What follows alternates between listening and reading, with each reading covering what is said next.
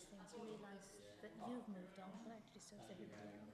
Because I think other than Philip, I don't recognise anybody.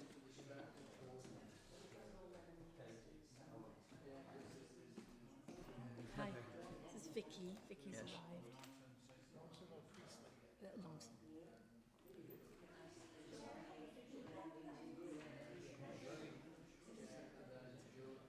Pardon?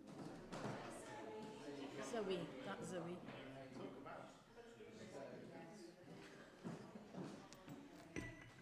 Oh, this is going to be, I've got quite a few here. I think I've got quite a few here. I think the guest speaker has sort of, I'm not sure about that. But Gracious. Did you hear that? yes, I heard squeaking. That must have been very loud.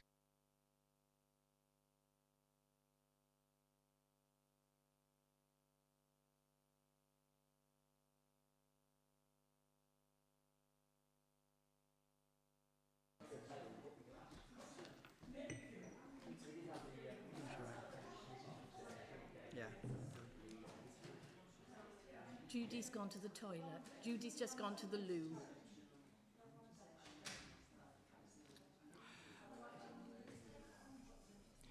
Good afternoon, everyone.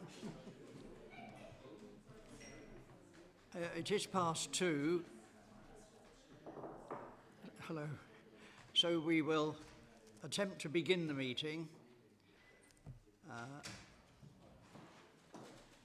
I hope everyone can hear me. I'm relatively familiar with this room, and it's acoustically quite difficult. And I find this device here, which nearly broke my eardrums a moment ago, is actually an enormous help in hearing you and in even hearing myself. And there are more of these over in the tray over there if anybody wants one. We do need to use this device. And if you want to speak, you press the bottom button, and I will then switch this on.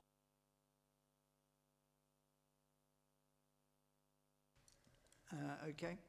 I'm filling in time because there's still one person to join us who's going to be with us very, very shortly. Do we have any apologies, please? Thank you, Chair. We've received apologies from Julie Thompson, Councillor Paul Snape, Sam Kerwin, Sam Phillips, Tarjinder Singh and Lauren Nicholson Ward. Thank you. And also Maddie Bell, but we've got blanket apologies for Maddie at the moment because she's on maternity leave. All right. Thank you very much. Yes, that's right. She comes with Sam Phillips. It seems unfortunate that Wednesdays is a permanent kind of no-no for them, or for Sam at any rate. Do people, we're partly meeting at this time because this fits in with the general civic diary. So if we do find that this time isn't all that convenient, it would be useful to know and to negotiate if we can do something further. So please let me know if that you'd like to know about that. Do we have any other business that needs to be declared? Normally, in county council meetings, no further business is allowed, but we're a little bit more relaxed at this meeting. If people really want to raise something, and that's what we're here for, not to be particularly formal or bound up with regulations. The minutes of the previous meeting have been circulated. I'll just take you through them page by page in case there are any corrections. Page 1, page 2, page 3 and 4 and 5 and even 6 and 7, and I don't think we need to worry about 8. If there are no corrections to be asked for, could I have your agreement that these be accepted as true record? Agreed. Thank you very much.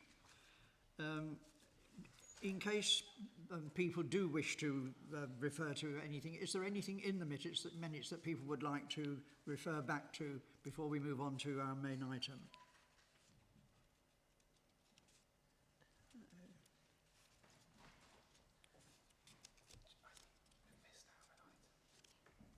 He wants to talk about membership. He wants to mention. Oh, okay. Jonathan would like us to go back to item 2, welcome to new members. Carry on, Jonathan, sorry. Thank you, Chair. So we don't have any new members, which is what this item is called, which is obviously why we skipped past it. But just to highlight that we have, unfortunately, lost a few over the last few weeks, and losing one who has actually joined us today. So opportunity to pass on our thanks. But just for the record, so that people are aware, Mohammed Parek, who was a Muslim representative, has moved away. So unfortunately, he's left the Sacre. And we have Claire Tomlinson, who was our Catholic representative. She's also moved out of the area, so unfortunately she's left the Sacre. I have contacted those organisations just to ask if they'd like to put anybody else forward. And also just to highlight, as is usual, the period of time that a representative is on Sacre is for a 5-year period. So I have gone out to a few of the organisations where people's terms are coming to an end. And I just wanted to make that known. So we've gone out to the Jewish faith to ask if there's anybody available. Vicky Longson, there you are, Vicky. Officially, your term of office comes to an end this year, so I've just gone to Paula Lloyd, Lichfield Anglican, just to see whether you'd like to remain or if they put somebody else forward, but they should hopefully be in contact with you to discuss that. And also Sean Miles, who's representing the NAHT, just to ask whether he'll be remaining or if they'll be putting someone else forward. But just to let you know that that's what's happening. Also, and as Amy's here, sadly we're losing Amy, our Salvation Army representative, who's going off to university, I believe. Is that correct? Or yeah, I'm going to go and start training to be a Salvation Army officer, which means moving to London, so moving out of the area. So I did have a quick email conversation with Amy. She said she was going to raise it at a meeting so that hopefully we'll have a new representative. I have spoken to the people who I thought it might be who would sort it at the Salvation Army.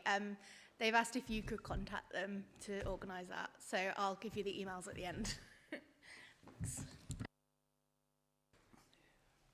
This raises a sort of general question for each one of us here, really. Do you know which body has nominated you and is sponsoring you? Hopefully you all do. It's fairly obvious for the Anglicans and for the County Council, but it may not be so obvious for Committee A members or even teacher organisation members. So do you know who actually has nominated you and who to go back to if you want renomination and so on? So that's just a question for every one of us to answer. Councillor. Yeah? Yes.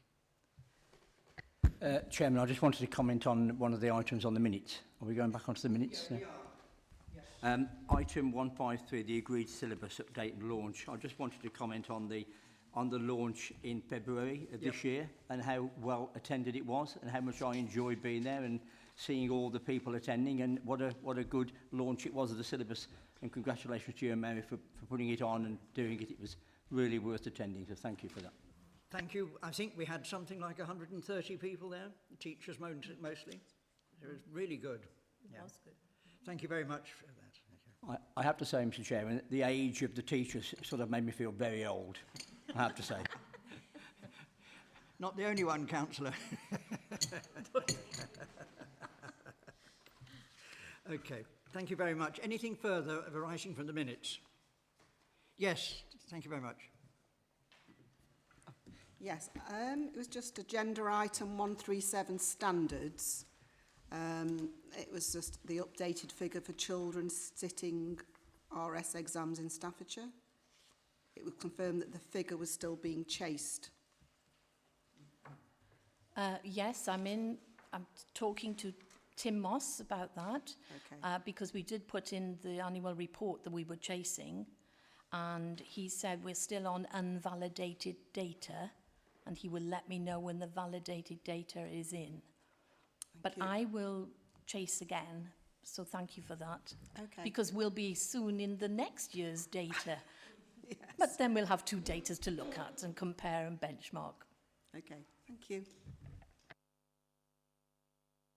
except, of course, that in some ways every year is an anomalous year at the moment. And how soon it's going to steady down and become truly comparable, we wait to find out, really. Anything further on the minutes? Otherwise, thank you very much. I'm very pleased to welcome Hifsoon Harun Iqbal to us this afternoon, OBE, and somebody who's worked with Sacre in the past and is well known to many of us here. And I'm very pleased to invite her to speak to us all and lead us in thinking about diversity and, let's see what it says, difference, diversity and inclusion. Yes. Okay, that's lovely. Thank you. Welcome. Hi, good afternoon, everyone. I've been awake since 5 o'clock this morning because it is Eid. So it's kind of round about my bedtime now, actually. Oh, dear. And in that vein, I left all my notes at home. I'd made a load of notes about things that I wanted to talk to you about and left them at home. So I'm going to have to sort of wing this a little bit. I met Mary, it was in February, to just have a conversation about some of the things that I've been doing, some of the things that I've been involved in over the years. As Michael said, I was vice chair of Sacre for a number of years, I think up until about 2016 when I left. And I worked for sort of a period of 10 years as a civil servant. I worked for the Department for Education and I was a prevent practitioner. And over the years, one of the things that became quite apparent was that we were expecting teachers to make judgments about certain religious aspects of their Muslim students, but they had very, very little knowledge themselves about what Islam was about. And they couldn't really distinguish between what was conservative Islam and what was extremism. So one of the things that I did over the years was develop a workshop called Contextualizing Islam. And I ran this for teachers over a number of years. And in fact, having left the civil service, I'm still running that now. I'm still getting requests from colleges to go in and run this. So one of the things that I did earlier on this year was actually set up my own consultancy and training program for the very reason that I could see that there was a gap that needed to be filled around not just students' knowledge, but actually staff knowledge as well. I've recently joined the RE Hub, which I am now on, and I'm starting to get requests from schools as well. But Mary and I had this conversation, and we were thinking about the types of things that I could offer, both to schools, for their students, but for their staff as well. And it got me thinking about some of the stuff that I did when we were on Sacre, when Heather Farr was in post and Emma Senior. And some of you may remember, this was many years ago, we used to run something called Explore Islam exhibitions that we set up at Staffordshire University. And they came about shortly after 9/11 happened and the 7th of July bombings. And schools were finding that parents were pulling their students out whenever there was a visit to a mosque or any other religious place was fine. But the minute they said they were taking them to a mosque, they wouldn't take them. So I spoke to the university and we came to an agreement whereby we set up an exhibition that ran for a week, and we would invite schools to bring their students into the university where they could then learn about the faith. We had primary school children coming, we had high school children coming, and we would gear the session to them. I think when I left the university in 2012, we'd had somewhere in the region of 15,000 young people who had gone through this exhibition. Sadly, when I left the university, all of this stopped as well. But we also used to run, I don't know if you remember, Michael, we called it Thinking Aloud, which was a series of conferences that we would hold. We had them once a year. We had 3 at the university. And the idea was that sixth form students who were doing some sort of RE, religion and ethics, could come and meet people of different faiths and look at issues. So, for example, the first one that we had was called Where Was God? So the idea is, the question was, where was God when big disasters happened? Where was God when terrorist attacks happened?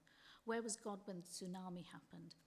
And the young people were there for the whole day, and they would have the opportunity to speak to people of different faiths and get their perspective on some of these different questions. We looked at this notion of war at one of the conferences that we held, and I've just become acutely aware that there doesn't seem to be that type of thing on offer in Staffordshire. I've got a background in equality, diversity and inclusion.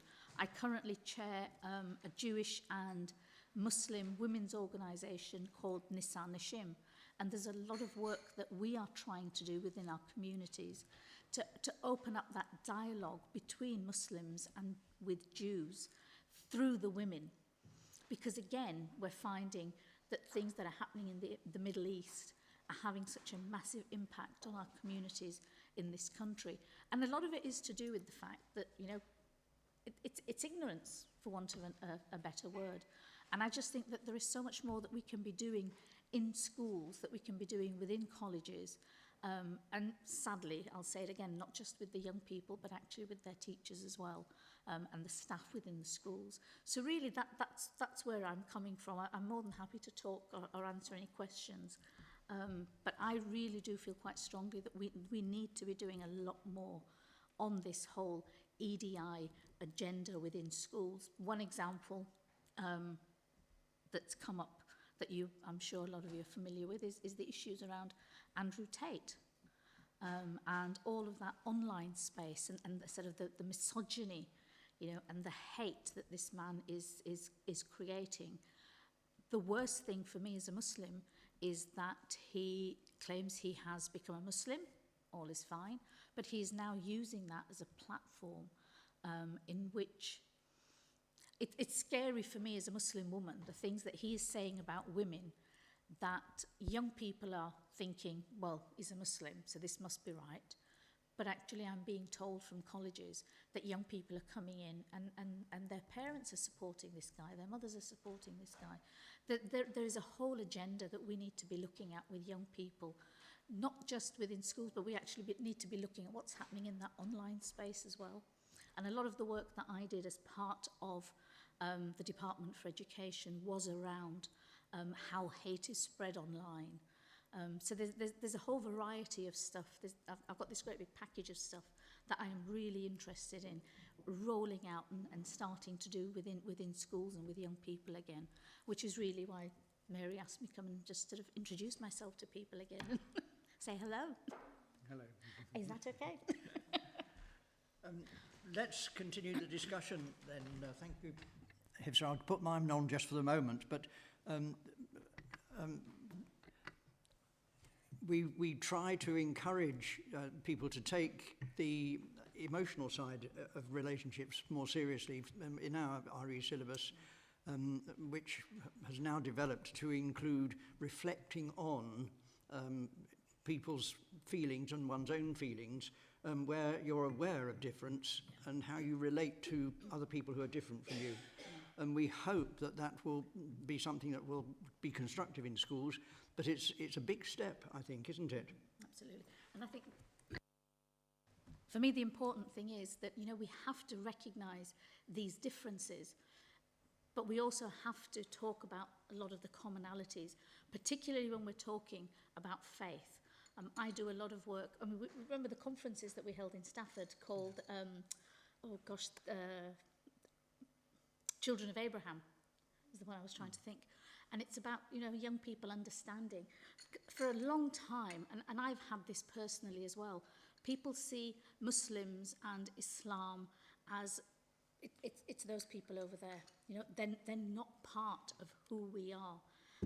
Muslims have been othered for a very, very long time.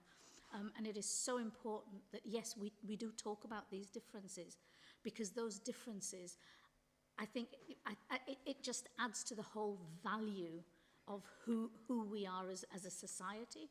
We can be different, but actually still get on as well. We can have differences in our beliefs, but that doesn't mean that, you know, I know there are people out there who say that as a Muslim, I shouldn't be friends with Christians and I shouldn't be talking to the Jews.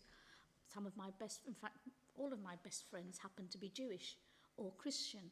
And it's so important that, you know, when I speak to people, I've been asked to go into a school up in Newcastle, and she said, one of the first things I want you to talk about is you know, who you are, about your family, about your religion, and what it means to you. And those, I think, are some of the conversations that we really need to start having, and being open with young children. I think for too long we've been sort of floating around the edges, and we haven't really gone in and challenged some of the things that young people are saying. When we were doing the Explore Islam exhibitions, I went into a school it was in Staffordshire, it was in Stafford, and a young child stuck his hand up. I went in with a friend who wears the hijab. I don't wear the hijab, as you can see. And one child stuck the hand up and pointed out and says, "Have you got a bomb in your bag?" This child was 10 years old. And she sort of said, "No, I haven't." Asked a couple of other questions, answered a few from the other children. This child put his hand up again. "How do we know you haven't got a bomb in your bag?" And it wasn't until she actually handed him the handbag and said, "There you go, you have a look through my bag." That wasn't the end of it. He then tipped her handbag onto the desk and then one by one put everything back into it. Now, I'm quite happy to have those conversations with young people. I've had a child say to me, "My dad says you lot should all be shot." So the first question becomes, okay, why does he say that? Why does he think I should be shot? Yeah? And then they stop and they say, "Well, I don't know." And you sort of look at them and say, "Well, do you think I should be shot?" We have to have these conversations. They are very, very difficult conversations. These are things that are I don't know if, like me, I go through social media every day, and it scares me to think that young people are accessing this stuff, and they are seeing this stuff, and they are in their little bubbles, and they are reading this and believing it. And we really do need to start we have to be brave enough to challenge this in the real world. Just to reiterate what Hifsa said, within schools there is opportunities to have some discussions.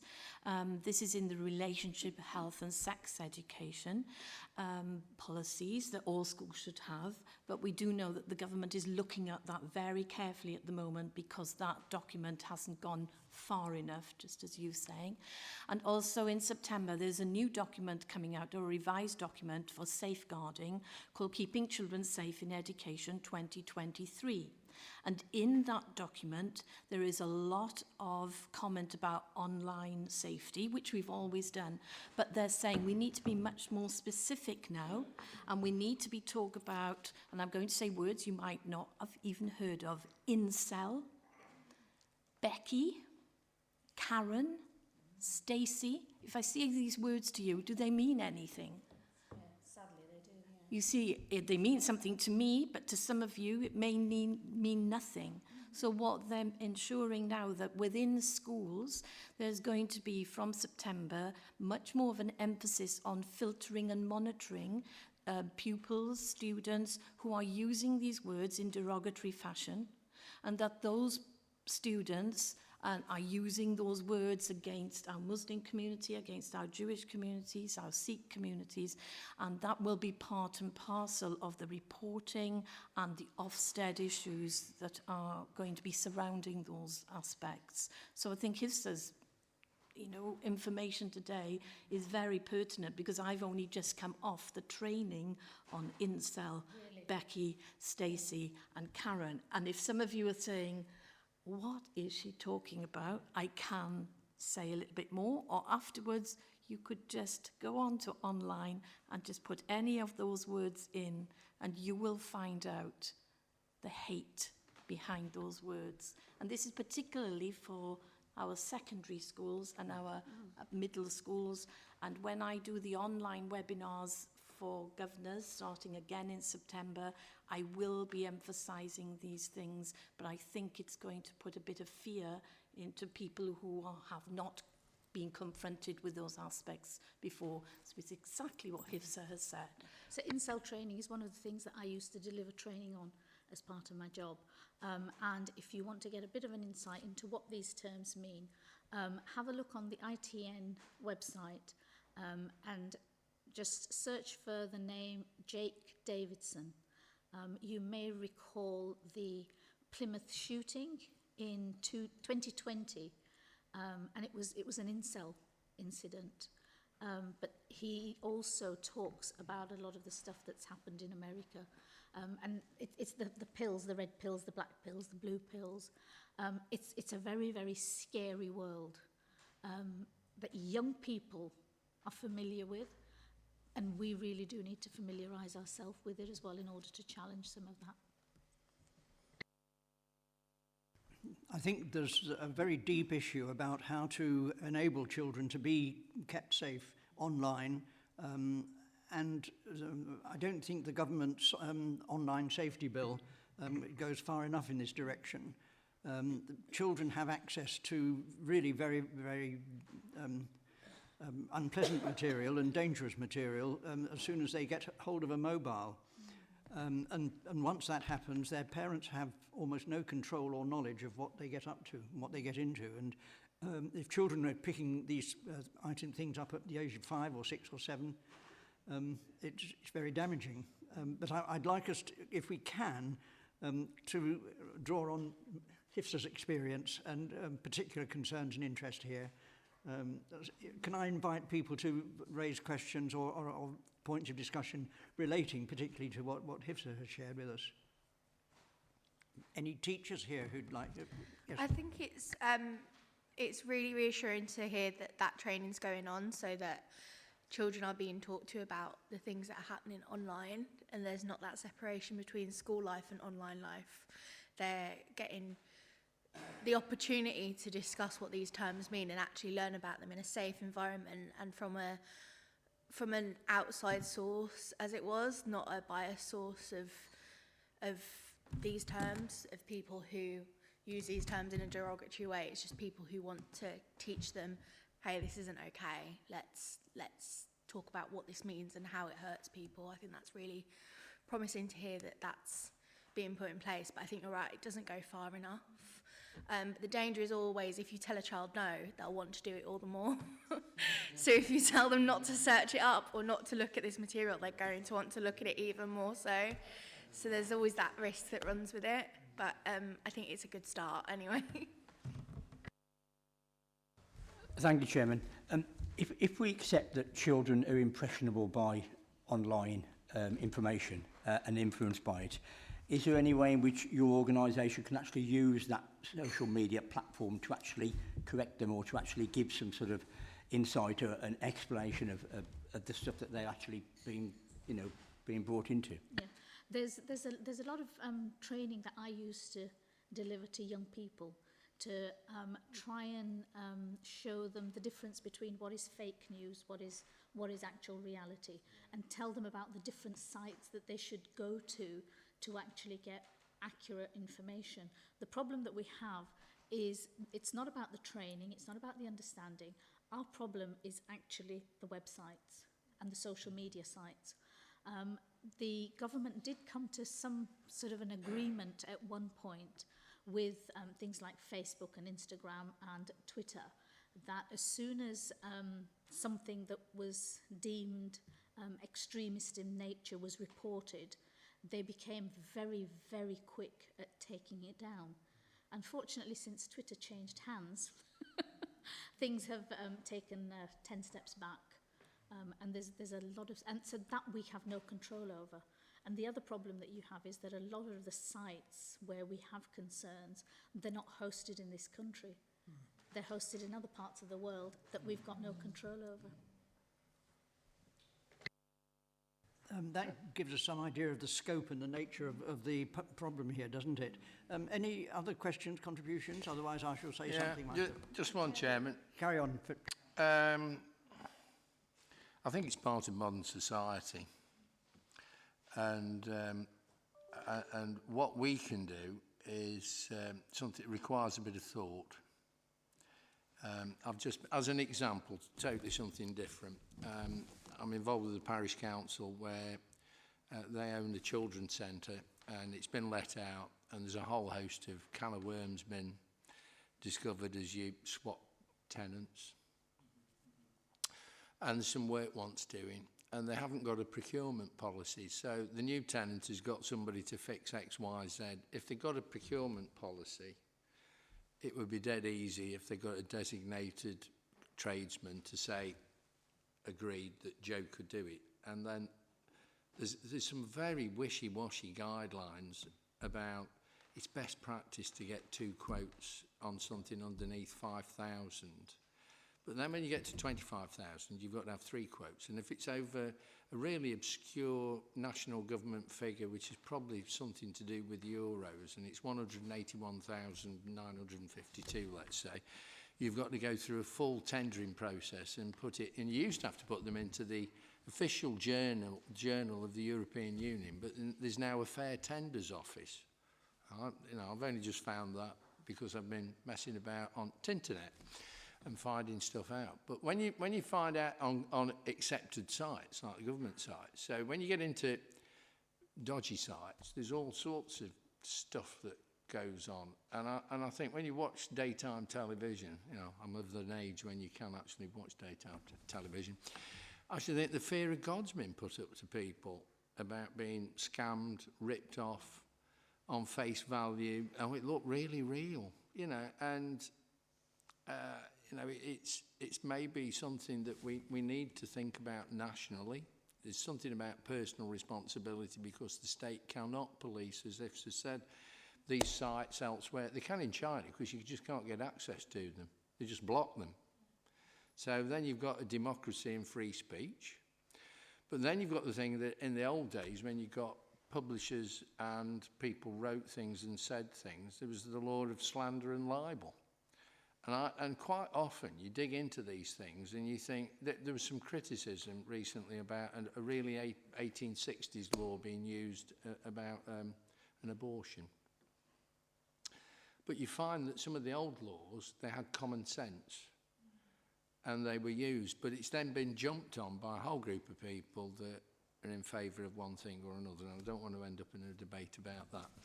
But you'll see perhaps we need, as a committee, to pontificate at some time, not today, but think about what guidelines we can give to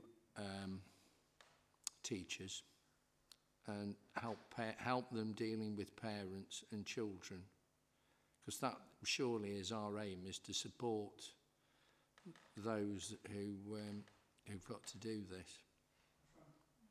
But I'm just trying to pull it out in my mind's eye, because there's the thing about identifying as a cat or a dog or whatever. Well, when I was a child, I'd do that just to wind up the teacher. And now I know they can't do anything, I'll be doing it even more. So I'm a tree today. But but when I was leader of the council and people used to say things about gender imbalance, I said, you don't know whether I'm identifying as a woman today. And I found out I could really shut the critics up by doing that. So you can misuse these things quite easily and abuse what people think. Thank you. Philip, do you want to respond? Yeah, I was just going to say that you've actually made a really interesting point, and I'm not sure how or where teachers get specific training. So Mary mentioned, for example, the incel training. Is that something that's available to teachers in Staffordshire? Can we do a workshop on incels for teachers?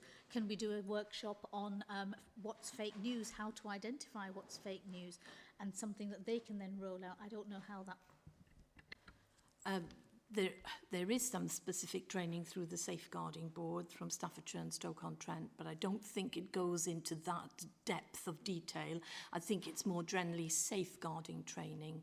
But I think with this new filtering, and it's not new, with the emphasis on the filtering and monitoring within schools of aspects that children might come in contact with, what we're finding is that teachers don't know enough about filtering and monitoring, so there will have to be this focused training. I have mentioned your name and passed it on to the trainers and trust, and I would hope that they would approach you. And in the Government Information Pack, we have said if any school wants to explore EDI and difference and diversity, then to please contact Governor Services, who then would pass it on to me, who then I would pass it on to you, or would do some kind of joint training together. But first of all, I think it's the realisation that people actually need it, because it's one of the what we call the unknown unknowns.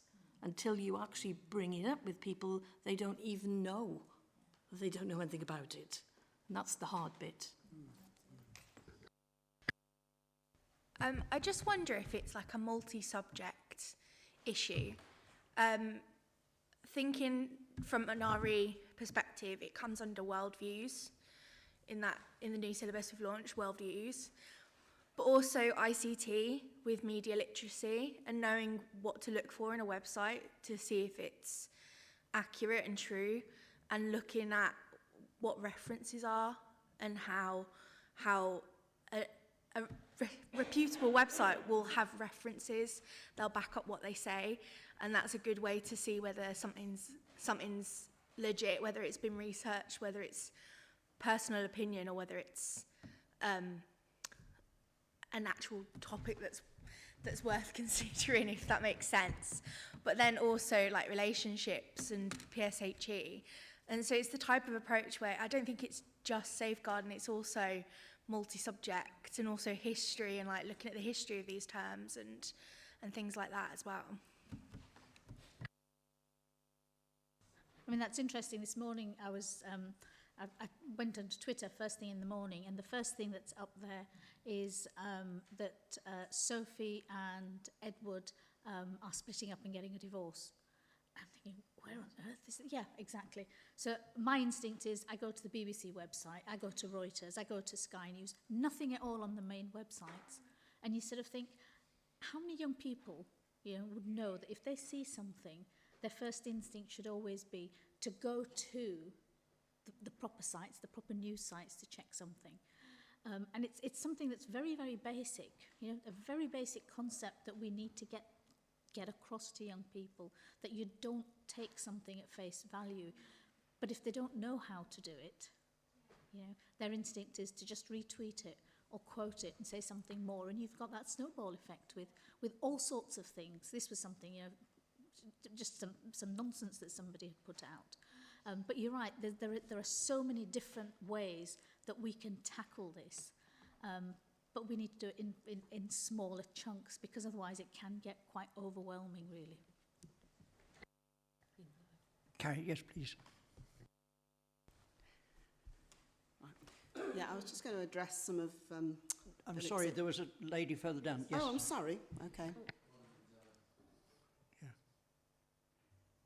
Yeah, I was just thinking of what you were saying. Actually, most of it isn't on the internet. Most of it isn't about teaching children how to look at text and say whether it's... Most of it comes through Snapchat and Twitter.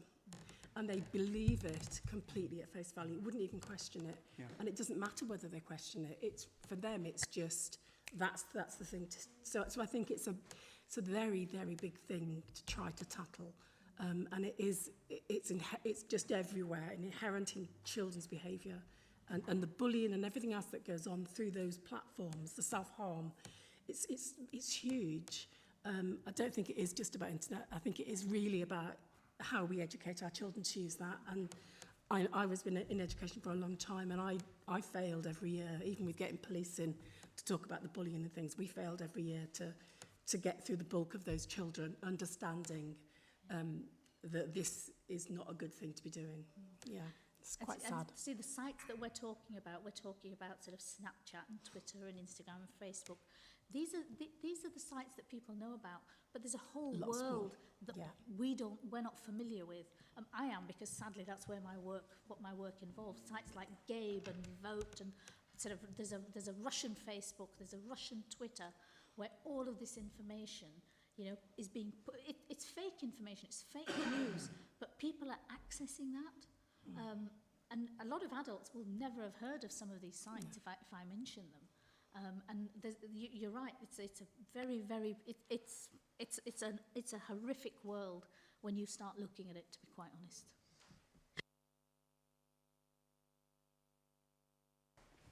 Yeah, I was just going to say, and Mary, you touched on it, teachers are given guidelines every year and they're constantly being updated, but as you say, it sort of manifests, doesn't it, really? Internet sites, it's easier, I think, to control in younger primary schools, in first schools particularly, and teachers are given guidelines on cyberbullying. There is monitoring from the LA when the internet's used in schools, that things are filtered as much as they can. And even when I was in a classroom, certain things you put in, you wouldn't believe what came up, even though it was filtered. So it is difficult, but I think teachers do the best they can with the guidelines they're given, you know, and constantly updating as much as they can. But, you know, you can't keep on top of it, I agree. Thank you. I just want to make a comment, actually, because it is a real big issue. And the problem is, the young people today's parents were into that kind of world before they became parents. So it's not a new generation thing. It's probably a second generation thing. So it's going to be very difficult to actually tackle, for the want of a better word, yeah. Yes, I just want to point out very briefly that we've got quite a number of refugees in the centre of Stafford now, and luckily lots of people try to help and do things, but they've encountered hostility from young people around, so that I know one person says, I'm not taking groups of them out anymore. I wonder whether we can be very practical in schools and actually try and educate young people in, maybe give life stories, whatever, to try and counter this behaviour towards these people. They're very, very vulnerable. I've met a few of them, and I know what they're like and what it does to them. So just I'm interested to pick up what you've just said, Gabby, that it was young people who were expressing the hostility. They're expressing it. Older people probably think like it as well. It's not just young people, but in this instance, it was groups of young people who expressed it. But they probably just express what they get from home and from these websites and whatever. I'm conscious that we've been exploring this and ranging really very widely, but I thought it was important that we should do so. Because religious education doesn't take place in a kind of silo. It's part of a whole picture and part of a whole process of education. And what it has revealed, in fact, is that RE has an enormously important role to play in helping young people and schools themselves address what is going on in the world outside and, as far as they can, prepare young people for that world. I'm conscious myself that culturally, socially, life doesn't stand still. So we're always, to some extent, in a process of adjusting to change. But I think in particular ways, some people are finding it even more difficult to adjust to change than others. I'm thinking particularly here of the indigenous population of this country, who have been moving away, on the whole, from Christian civilization and Christian culture, and are, to some extent, in a bit of a wilderness in terms of their identity, in terms of their goal for life, in terms of their understanding of what it is to be a human being. And I reckon that some of the negativity that is coming is part of this search for meaning, search for purpose, search for identity from people who've, to some extent, lost touch with their original roots, their earlier roots, whereas in some other communities, smaller communities, that sense of identity and purpose and belonging is much stronger. And when you're searching, if you like, for identity, for purpose, it's very much more that you're vulnerable and able to be seduced, if you like, by negativity, by hostility, by identifying other groups of people as them, which means that you can then be me. It's a very difficult dynamic, this. But as I say, I think we're in another part of this, of course, is that we're transitioning from a patriarchal pattern of society into a much more open and undefined type of society. And people who can identify with patriarchal relationships and norms and so on have difficulty in adjusting to that. And this is partly what lies behind the incel thing, I think. But it is part of our social transition, and it's difficult. And RE, here's another bit of thing for me. I'm very, very uneasy about moving in RE to a position where the approach is pupil-centred, and the pupil is expected to bring out from within themselves this journey as to finding out who I am, without any reference to the cultural context that they may be actually properly relating to outside. It's a very tricky one, this. So I don't know whether you'd like to say some concluding words, would you? No, if anybody would like to get in touch with me and talk about, you know, what if you want any support with anything, then please do get in touch. Mary will circulate both my phone number and my email address. I think there's a lot of work that we need to be doing, and I absolutely appreciate what was said. You know, teachers have got their hands full. There are so many things that are expected of them, and if there's any support that I can give, then I would be more than happy to do that. Can we thank Hifsa for joining us and wish her well in the work that she's doing? Thank you. Do you want to stay, Hifsa? I'm going to head off because it is Eid, and I need to go see a few people and maybe cook for my husband. May we wish you a happy Eid. Thank you very much. And I'll speak to you soon. Okay.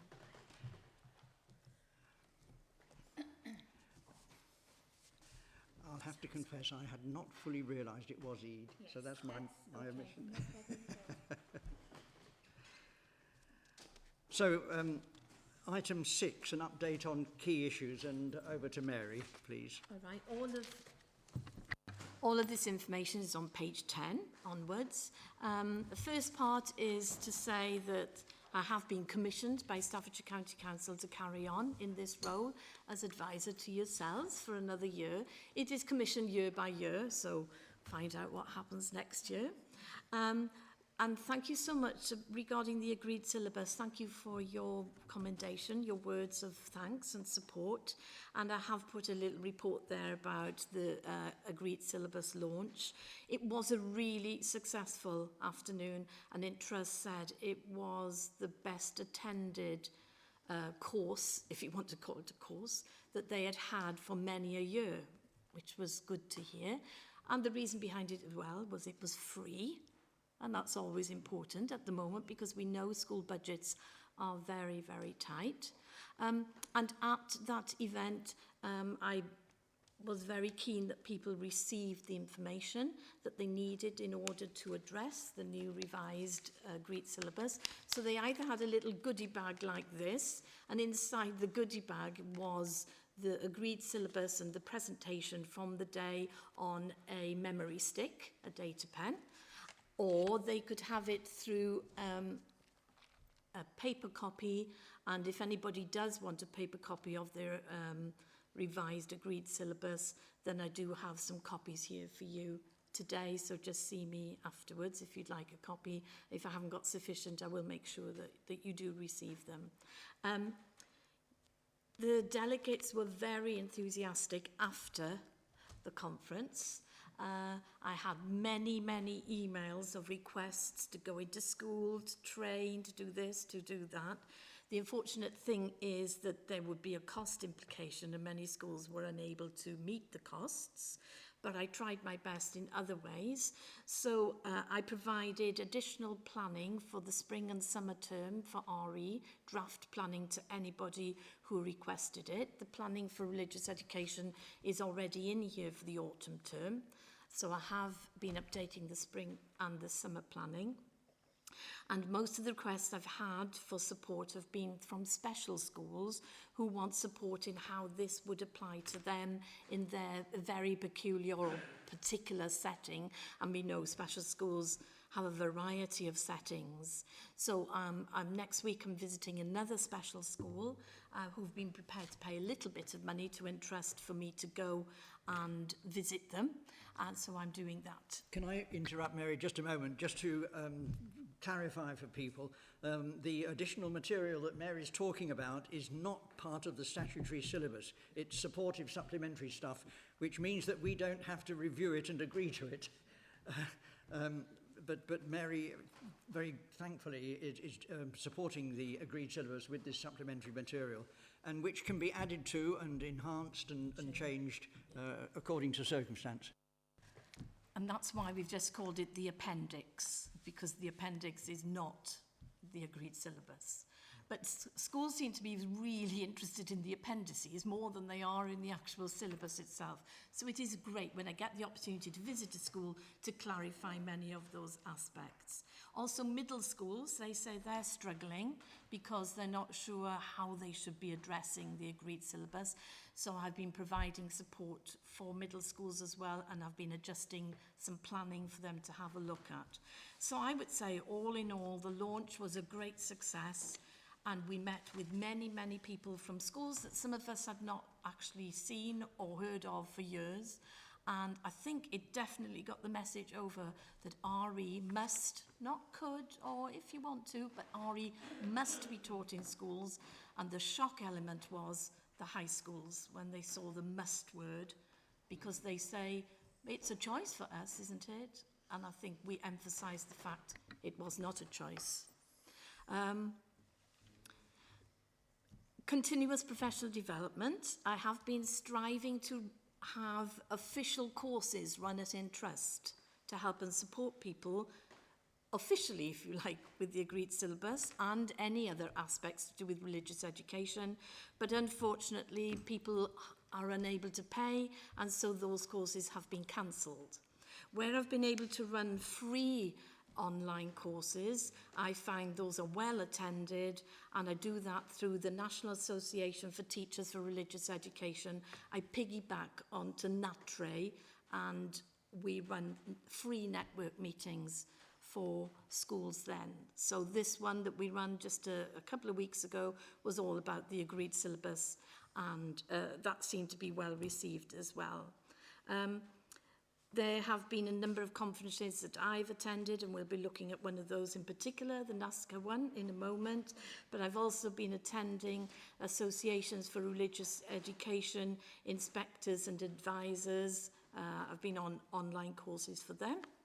And over the page 12, I have here a report on this West Hill Legacy project, which is a little bit similar to what Hifsa was talking about, where we go into schools and we talk about what it means to be a Muslim, what it means to be a Christian, and we do these through this workshop, Explore, Engage, Reflect.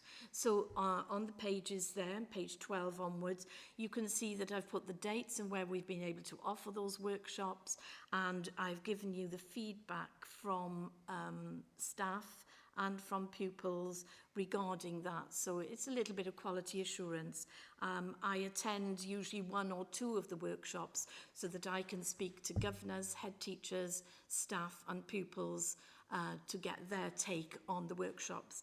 And what, as I said before, is that what I'm finding is that a lot of children know more about Islam than they do about Christianity, because everybody presumes we all understand Christianity because we're in a Christian country, but obviously the children are not having that information given to them. But when they're talking about Islam or Sikhism, Sikhi, or the Abrahamic religions or the Adamic religions, the children seem to know more, and that has been worrying. So the emphasis when I do the training is get your Christianity program in place and then move on from there to your other chosen religion, but always start with a Christianity base. On page 14, there is a paragraph at the top about the continuation of the project. Well, we know that we have money in our budget, if we so say, at the end of this meeting, that we want to put money into that project again this year. But I've also been trying to see if I can get an additional grant, and the information is there from Culham St Gabriel. And they are a large organisation that provide a few £1,000s to Sacrays to carry out projects. So I had a meeting last week with Catherine Wright, and she's the CEO of Culham St Gabriel, and what she was saying is that they couldn't actually fund the Explore, Engage, Reflect as it is. But she was very interested in the fact that I have the opportunity through the Governor Information Packs to talk to CEOs and governors. And she said it might be a good idea to actually apply for a grant to see if we can extend the knowledge, a little bit like HIFSA was saying actually, the knowledge of those who are the top ranking leaders of schools, to give them the knowledge and understanding of what it means to live in our society today, and hope that that then would filter through to the teachers because they would see it as their strategic actions within their schools. So with your blessing, I'm going to try and put together a expression of interest form in which I would try and weave some of the Explore, Engage, Reflect aspects, but invite trustees and invite governors to join in on those workshops. And therefore we could help the pupils, the teachers and the trustees and governors. So that's where we are on that. The next bit is to do with the RE quality mark, the Religious Education Quality Mark. And if you remember St Chad's at Pattingham, we provided some money for them to go for it because they're a very small school and they didn't have any spare cash, and that was a number of years ago. Well, the inspector delayed and delayed, and the inspectors came in yesterday. So I've had an email to say they can't tell me what the outcome is, but there were a lot of smiley faces in the email. So we will know the outcome in November, and I wondered if at that meeting I invited the head perhaps to give a 10-minute presentation on how the REQM had enhanced their school, the Religious Education Quality Mark. So that would be with your blessing. Just as HIFSA has given us some information today, one of our stakeholders that's been directly involved in, in spending your money, how she might explore that with us. I'd be very pleased if we could do that. The interesting thing about this is that this is a controlled Church of England school, and the SIAMS inspection that's mentioned there is an inspection that goes alongside the Ofsted inspection concerning how well the school is fulfilling its foundation philosophy and identity, and that will actually bring to the fore, I think, ways in which St Chad's Pattingham School is actually providing the children with something tangible in terms of Christian inheritance, Christian legacy, a Christian context and culture into which to grow.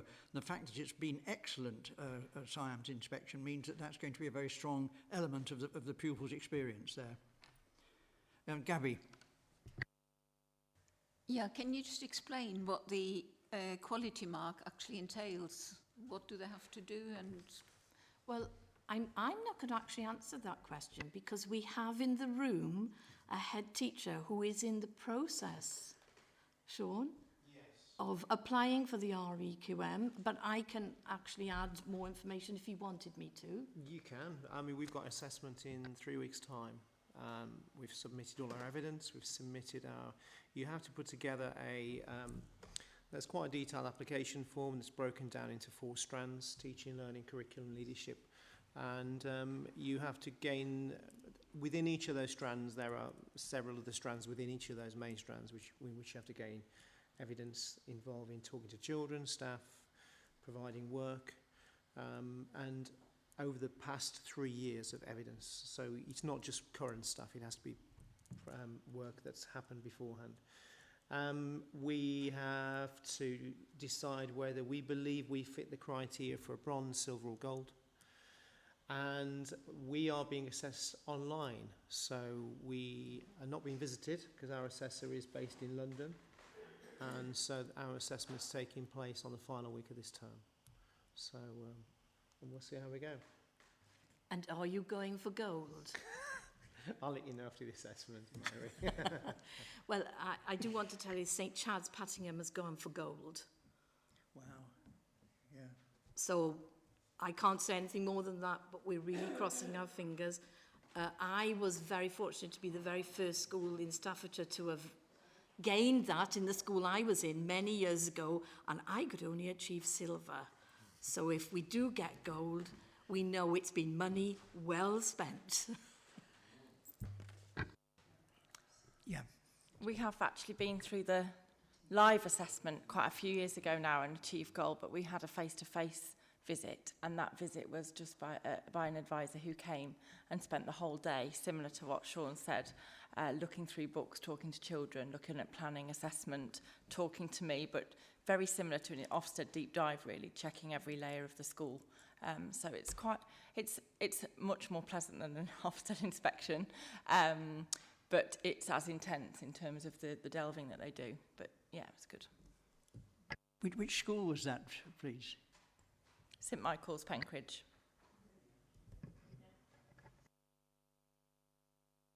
Thank you, Mary. We wish Sean's school well in their assessment online. Well done. Mary continues.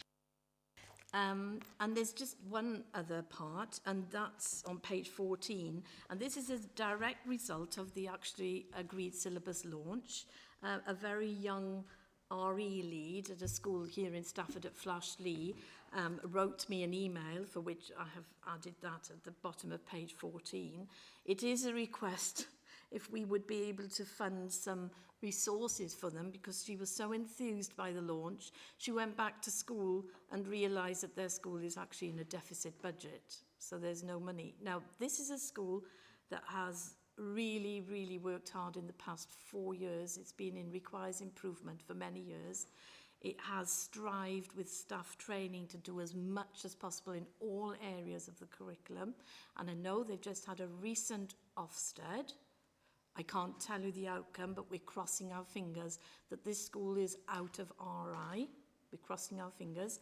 And what I think the inspectors were saying was this school puts the curriculum at the real heart for the children, and that the RE aspect, Taryn, her name is, who was very new to RE, I've worked with her, was so enthusiastic about it all that she was really enthused by Ofsted and the launch. So she wrote this straight away after that, and asking if we could give a small amount of money. I think she was, when she spoke to me, she said, £200 would just make such a difference to our children. So I'm just putting it out there, when we come to the part where we discuss the budget, would you be willing for a direct transfer to the school for £200? Because this school has been in dire straits for many a year. This is the school, I don't know if you know, that had the formaldehyde poisoning, and all of the children had to leave the school within 20 minutes. And landed up at the Chetwynd Centre, myself included, because I was there that day. So they've come a long way in a very short space of time.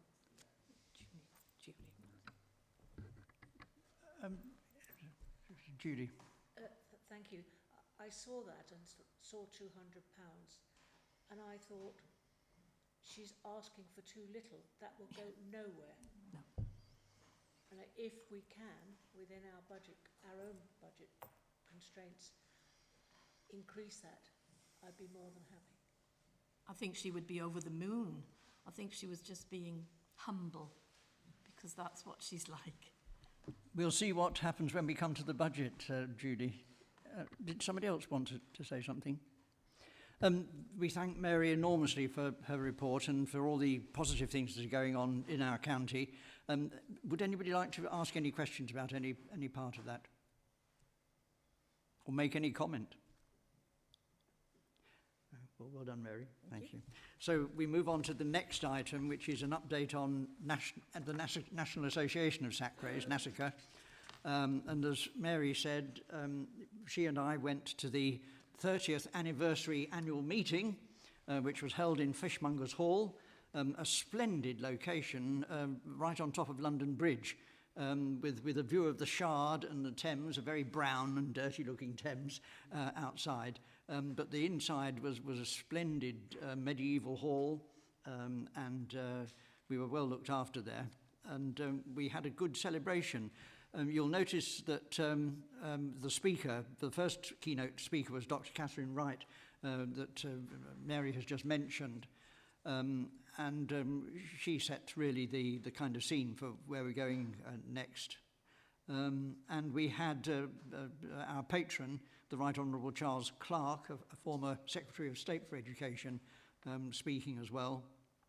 And then subsequently we had Dr. David Hampshire, who is quite active in interfaith world and in Sacres, and he was in fact vice chair of the National Association for some time, or was he actual chair? But he then got another appointment and had to give that up.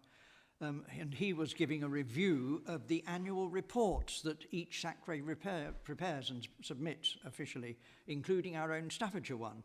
And it's interesting to see what comes out of the bringing together of what these various annual reports say from the different local authorities. It was a very good occasion, and again there were well over 100 people present, in spite of COVID, in spite of the difficulties that the local authorities have in funding things like travel and extras. And I have to say that one of the elements in this, you'll read on page 17, somebody had put in a nomination for me as a Sacre award, somebody who's made a significant impact in your area. I was very much embarrassed by this, but I was one of perhaps 10 or so people who were nominated and given an award, and I was grateful for that nomination and appreciated it. I think I need to come in there. Michael is being very, very humble. Michael actually had to give the final speech of the day with regard to his input into NASCA over the years and the history of NASCA, and it was a fascinating discourse that you shared with us all. And I'm sure all of the words that I've written here for his nomination, I hope that you agree Michael is worthy of every single word that is written there. And so, Michael, without further ado, I would like to present you with his special award. So we have a special NASCA award that they sent me to present to you today. Oh, did they? Yes, they did. So I framed it for you, and I put on some of our Sacre stickers. And here's a little something for you and Beryl to say, appreciate everything that you do for us.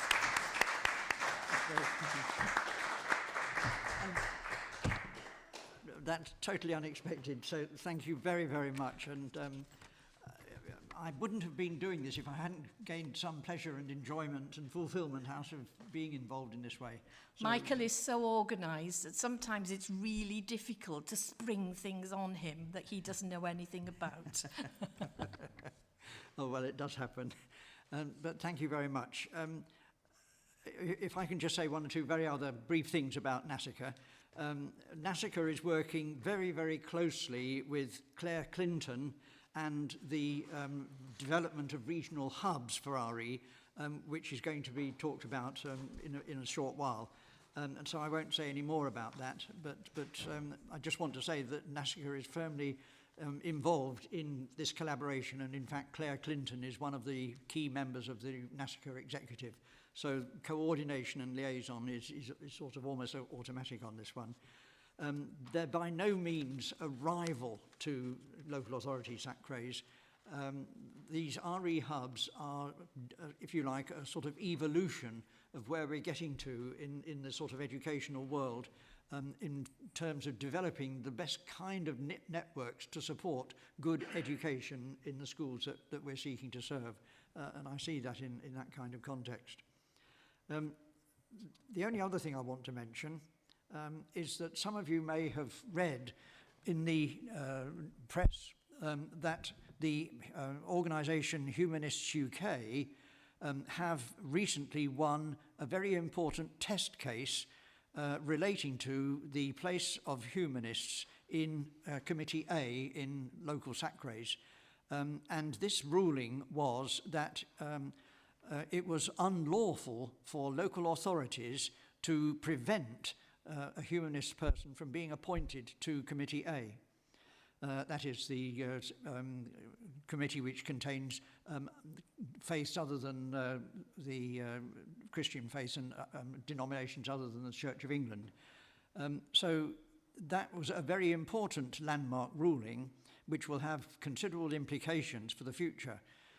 However, it won't affect Staffordshire Sacre all that much because we voted to include a humanist place in Committee A, and this was agreed by the County Council some years ago, and we've had humanist people representing the Humanist Association on Committee A, or Group A, for many years. In fact, it's a vacancy at the moment, and they have been unable to find a suitable person to represent them in this sacre. This landmark ruling specifically relates to Humanists UK. It is not a general ruling in favour of non-religious stances to life, and that's part of the important interpretation of it. But no doubt we shall be required by Humanists UK to give an account of ourselves and to how we have responded to this ruling and to what extent we are at loggerheads with it. So that's an important development, and NASICA will be advising local SACRAs about this. There is a humanist all-party parliamentary group which is holding an online seminar very shortly in which this ruling will be discussed, and in which NASICA representatives will be there to take part and to listen and to learn, partly to find out exactly how the Humanists UK will be progressing this process. But as I say, Staffordshire will not need to reconsider its situation in the near future. Any questions on that? Any questions about NASICA? For those who are interested in these things, there are different cultures around the pronunciation of how you pronounce NASACRE. Some people call it NASACRE, and other people call it something else, and I've always called it NASICA, but we're into a diverse universe, a multiple universe here, and I don't think it's going to establish any standard kind of... I think people don't like its kind of rhyming with massacre. That's one of the things. That's it. But there we are. No questions, so we move on to RE Hubs, item 8, and Mary will tell us a little bit more about this. I think, Simon, you sent out an email to everybody explaining to people that within Great Britain, within the UK, there is now the facility for people to go on to a special website and access information about their own local area, about people who are willing to perhaps visit your school, or you can visit their facilities and find out more about what it means to be a Sikh, what it means to be Muslim, what it means to be a Christian. And within this something called the RE Hub, there are certain tabs across the top that you click into, and you can find resources, you can find people, you can find venues, and all of the information is there for you to access them. Now, HIFSA has been in touch with Chris Giles.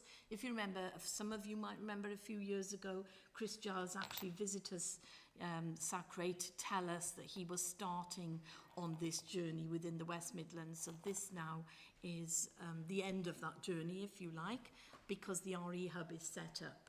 And it's for us, if we wish, we can put information on there, or we can just send it to Chris Giles. If we know of somewhere, of a mosque or a church that is suitable for people to visit, children to visit, then they are vetted by the RE Hub people. They check, and the safeguarding issues are all sorted out. So it's that one-stop shop for teachers and professionals regarding religious education and worldviews. So high-quality resources, people available, and you just click into the link that we sent you, and I've put the link here as well for you. And if you've got any suggestions from yourselves about what you would like to see on there, if there's insufficient information, then please speak up. Yeah. I'm just having a nosy through, and I've just noticed, like, under local groups, it's got NATRA, which, if I'm right, is the Teachers RE Association, but there's no SACRA groups on there. Would that be something that would fall under local groups? I think everybody presumes everybody knows there's a SACRA for every county, and it's almost like from that information, everybody then puts in their own local information. But you might be right, Amy, it might be that people don't realise that there is a local SACRA and ours could be added, so I'll do that for and you. it's not just like knowing that they exist, but knowing how to contact the SACRA. Exactly. So like having an email there that they can just go to, rather than asking around going, I know we have a SACRA, but how do we contact them? It would fall under that maybe. It's a very good point. Thank you, Amy. Yeah, it is. I think it's worth just underlining that these hubs are regional hubs, and they are structured so that the whole country is covered, and that we are part of the West Midlands hub. So it's quite a wide area that's being covered here, and it is largely an online thing rather than a physical centre that people visit. But it is building up as a kind of focus for support and sharing and so on. Judy first, I think. Thank you. Quite why I spent quite a long time looking at the website yesterday, and it probably shows how poor my IT skills are, because I did find it difficult to work my way around it. But I might have been looking for the wrong thing, because as far as I'm aware, there are hubs for other curriculum areas which have a lead school. And I was looking for that. And then I found out that it's one person whose name you've just given us. And I found that unusual, because how can he cover a huge area like the West Midlands? Although Staffordshire was named as part of that group, but I still found it rather unusual that there isn't a lead school within Staffordshire. I think Chris is just the facilitator. I think he is almost like the admin person. He doesn't go into schools and deliver workshops or anything like that. All the information goes to him, and he places it on the web page. I think that's his role. And then it's up to each school individually to contact anybody that they see in that list that they think would help and support them. A lead school would be in I believe, a stronger position to get the information out, because they do a lot of CPD work, do a lot of training, and they're always advertising themselves. And point taken. I think that the RE Hubs has received a grant from something like Culham St Gabriel to set this up as a project, because there are no RE Hubs anywhere. There are English Hub, Maths Hub, Music Hubs. I know the ones you mean. Yes. And yes, for instance, Cheadle is the Maths Hub, yes. And we all know that in Staffordshire. I think this is them trying to perhaps emulate a little bit of that without national government support and funding. Yeah. So I think Culham St Gabriel most probably gave them £30,000 or something to set the whole thing up. Whereas if it was a national thing, there would be much more money in there. but the government hasn't said that they want RE hubs for the nation. So is it more of like a third party RE hub rather than it being like a national like system, like it's been set up by people outside of the what's the word I'm looking for? Outside of like the advice and the guidance, it's by people who just want to support schools rather than it coming out of a national In terms system. of the RE world, it's fully supported and to some extent authoritative. I think it's got the backing of all the major RE bodies, and everybody wants to be part of this initiative, I think. But it's not official government policy in that sense. Yeah. But the government, I'm sure, are aware of it.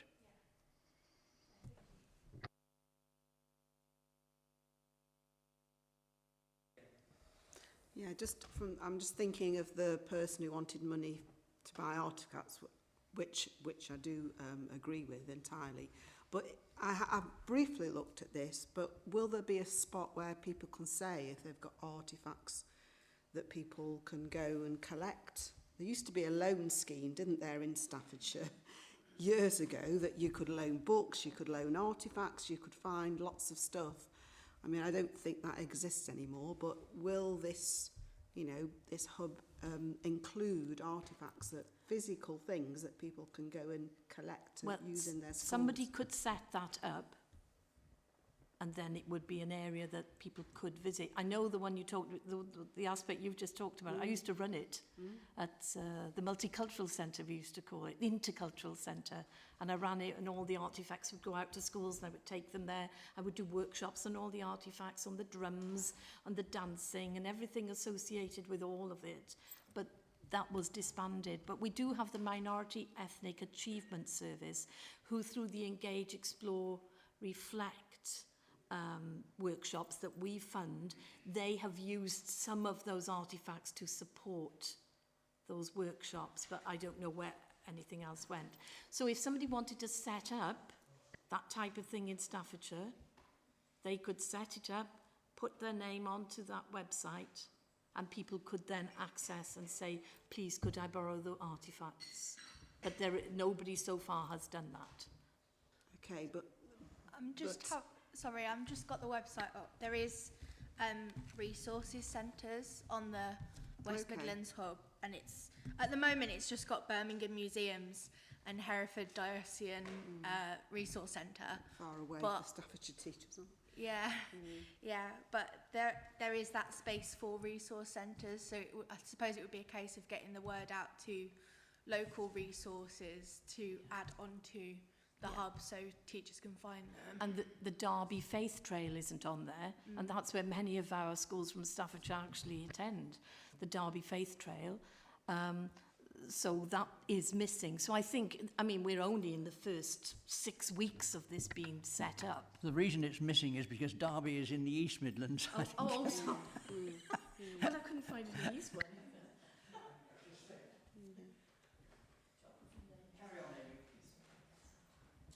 That was it really, just that there is a space for resource centres to be on there.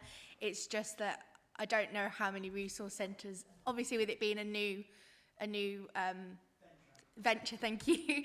I'm sure not many resource centres know to add their details onto the site, but hopefully over time that would be the place where people would be able to find the resources there.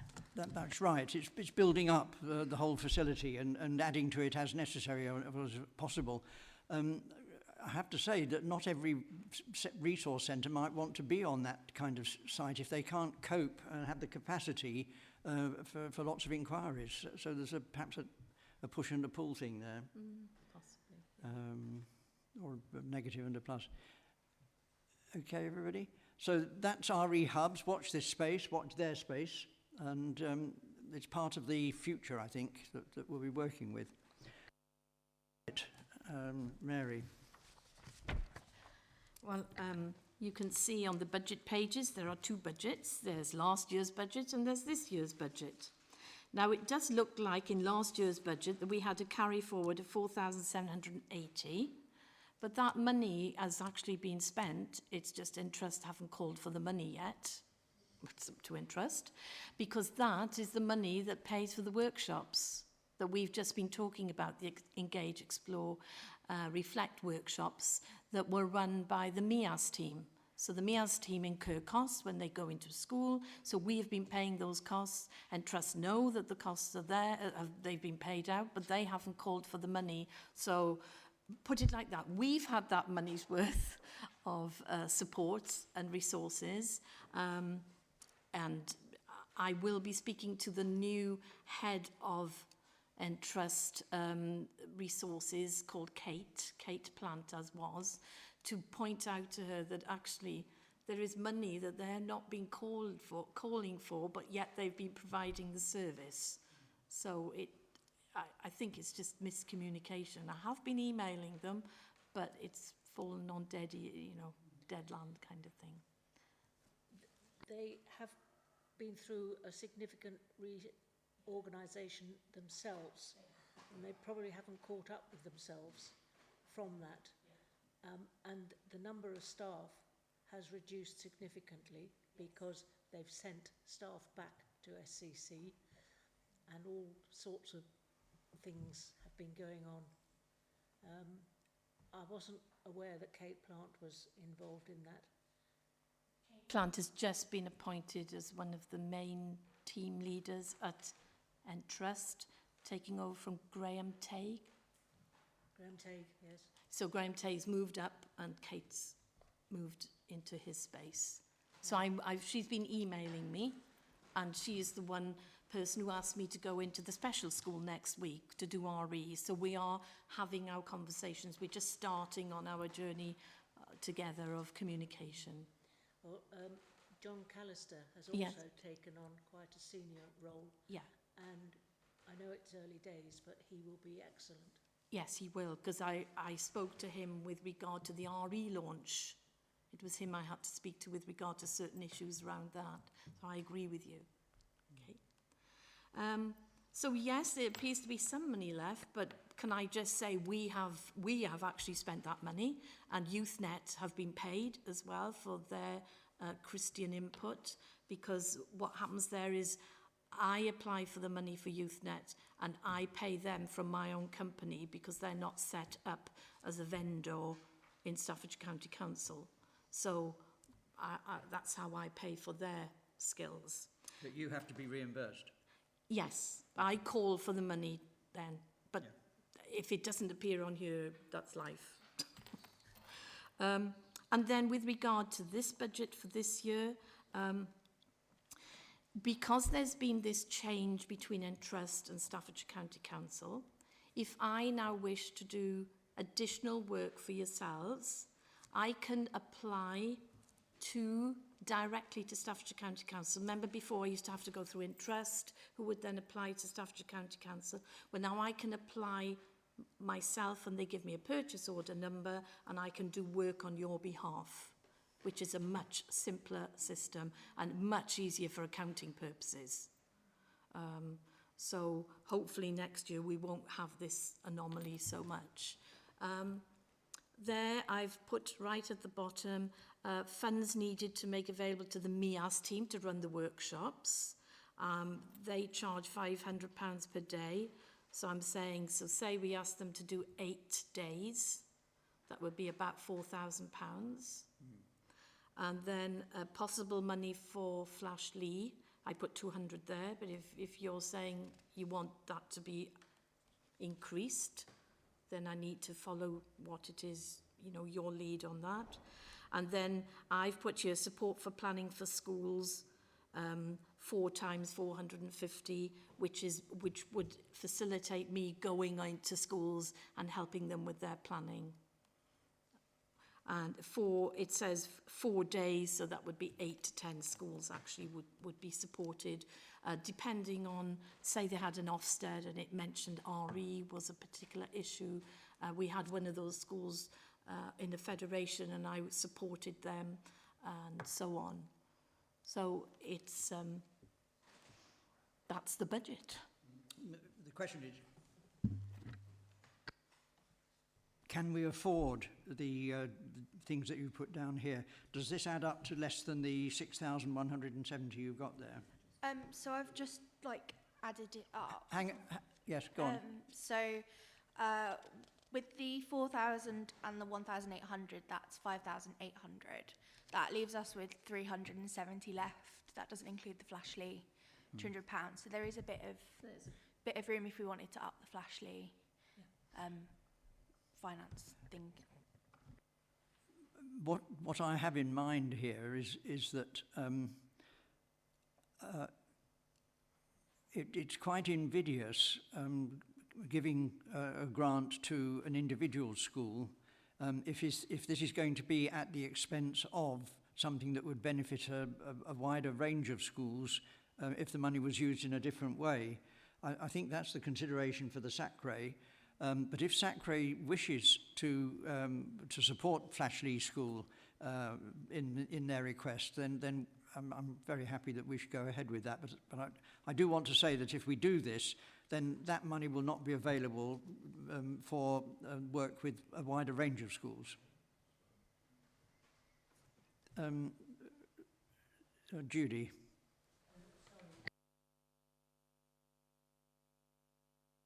Sorry to come in again. I'm not sure, because I haven't gone back to schools forum papers. It says the current budget is 6,590. That's what's down here. Yeah. I don't believe that has changed for several years. It is a little bit more than last year. We had 6,340, I think, last year. Yeah, it's gone up by £100 and odd. That's not very much. And the year before it went up by £100 and odd. And I wondered whether it was something that might be considered to our school forum if they could increase the amount given to SACRE.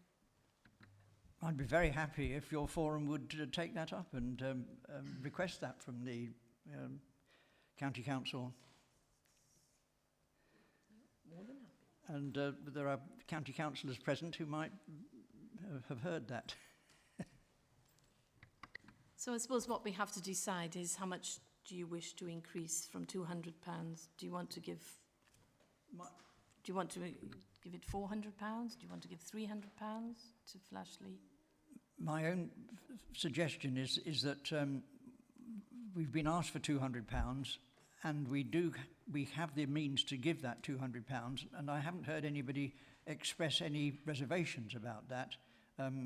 So my own suggestion is that we simply agree to their request and give them the £200 that they want.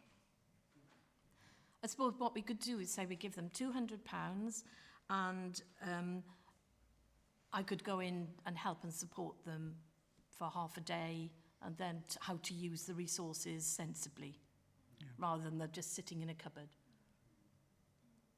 Do you think that would be a good compromise? Then that would have a wider impact because it would cover hundreds of children within the school and the teachers as well. Do you think, what was her name, Tyner? Tamrin. Yes. Taryn.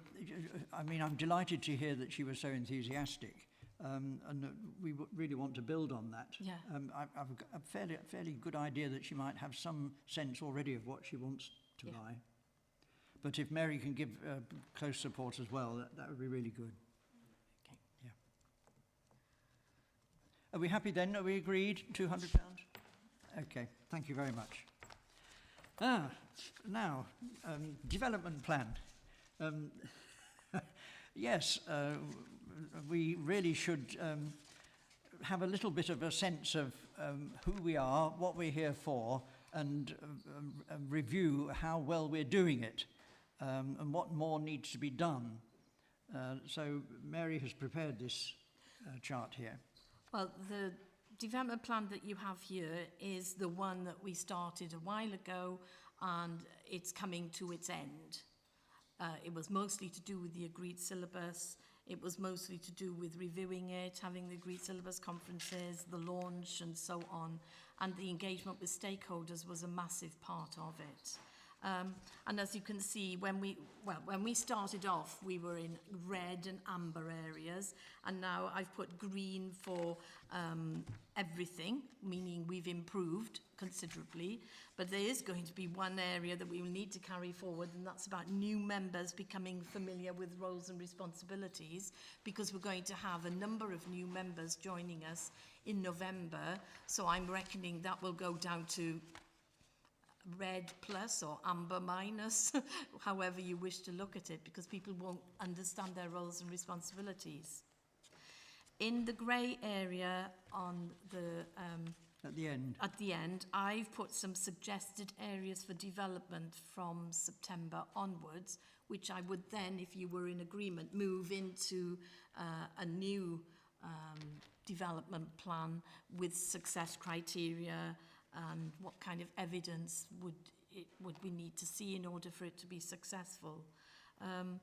And one of the areas is more information from school leaders in person. So just as we've had HIFSA today, say we had somebody from St Chad's Pattingham next time, or perhaps we had Taryn the time after to say the impact of the help and support. I just think it's quite good to hear from stakeholders themselves the impact of some of the initiatives that we put forward, or we could ask the MIAS team to come and give a presentation in person about the impact of their work, because we do give considerable money to them. I think that's almost a better way than me sitting here just giving you the information. That sounds good to me. So that's one area I think we could improve on. Providing further example planning and resources for schools. Well, we've said yes to that, so I can help and support with that. Provide a vehicle to celebrate RE in schools. And that could be next summer we run some kind of online competition saying, you know, show us your best RE poem on what does God mean to you, or what, you know, just my belief, my faith, something along those lines. And then we could put together some rewards or certificates that could go to schools, and then we could have some of the those that are actually doing really well, they could come and present their work to us. I don't know whether you thought that was a good idea. Provide new members of SACRI with basic information, so I've put that one in. Update SACRIs on current developments, which we always do anyway. Monitor delivery of the agreed syllabus. It begins in September. We can't monitor it just in November. It would have to start the monitoring in February, wouldn't we? Because people have to be working on it. It's only become statutory now in September, so we have to give people a few months to try it out.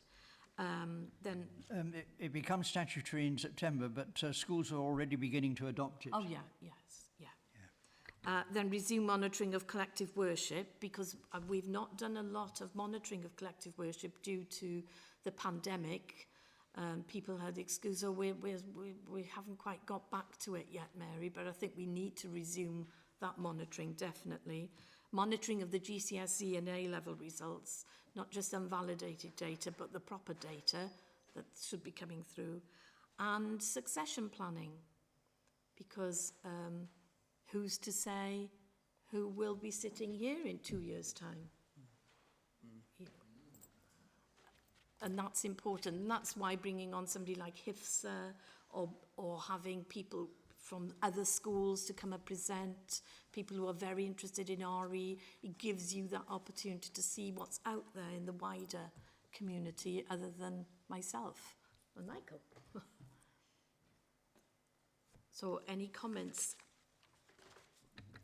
That looks quite a busy programme. Are we happy to proceed along those lines? Some of it is fairly central, and routine isn't the right word, but what you'd expect to see as a sort of core work that we do. But then there's also ways in which we can develop and enhance that as a SACRI. I think that there's general consent to that. Okay. Thank you very much. So we look forward to developing that as the months and the next year goes ahead. On to the next item, which won't take us very long. Applications for variation of practice. I simply want to record that I have received no application for a variation of practice. This relates to collective worship, that's all. We haven't had any items of other business declared. So without more ado, I'd simply note that the dates of next year's meetings have already been prepared, 15th of November, several months ahead now. And can we thank Amy for... I was going to say, yes. Sorry. Amy, thank you for your support for SACRE during the time you've been able to be with us, and we wish you well for your studies. And please come back. and thank you for your help with the launch. It was much Indeed. Appreciated. Well done, yes. So, Yeah, thank you for having me. It's been really wonderful to be a part of it, and yeah, thank you for having me. perhaps you'll be able to talk about it in your training. Without more ado, we are able to finish before 4 o'clock, so I declare the meeting closed and thank everybody for their participation and for the work they've done during this year, because we restart again next November when we meet. Thank you all very much.